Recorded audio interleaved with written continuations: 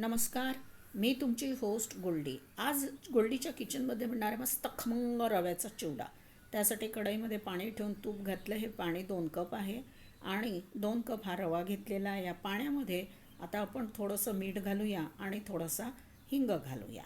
हे पाणी उकळायला दुसऱ्या गॅसवर ठेवू. कढई ठेवूया दुसरी आणि या कढईमध्ये आपण चिवड्याची फोडणी करून घेऊ. यासाठी 2 चमचे मी तेल घातलं आहे. काजू, शेंगदाणे, खसखस, 2 चमचे रवा, मीठ, कढीपत्ता, हिंग, लाल मिरची, चिली फ्लेक्स, पिठी साखर, थोडीशी काळी मिरी पावडर आणि हे लिंबूसत्व, हे सगळं मी यात घालणार आहे.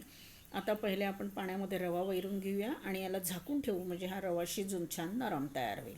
आता कढईमध्ये आपण हिंग घालूया आधी. त्यानंतर यामध्ये काजू, शेंगदाणे, कढीपत्ता, थोडीशी खसखस आणि चिली फ्लेक्स, मग काळे मिरे पावडर, मीठ, थोडंसं काजू आणि शेंगदाण्याच्या हिशोबाने पिठी साखर, लिंबूसत्व आणि याला मस्तपैकी मिक्स करून घेऊया. आपला रवा शिजला आहे. आता रव्यामध्ये मी 2च छोटे बटाटे उकडून त्याचा केस घातला आहे. त्यात थोडंसं मीठ घालूया आणि थोडंसं हिंग, कारण बटाट्यात मीठ नव्हतं. आता हे हाताने मळून घेते आणि याची शेव करून मी तुम्हाला दाखवते. आपली ही मस्त शेव तयार झालेली आहे आणि ही तयार शेव. आता आपण कढई घेऊया फोडणीची आणि त्यामध्ये ही तयार शेव घालून हाताने कुचकरून त्याचा मस्तपैकी आपण चिवडा बनवणार आहोत.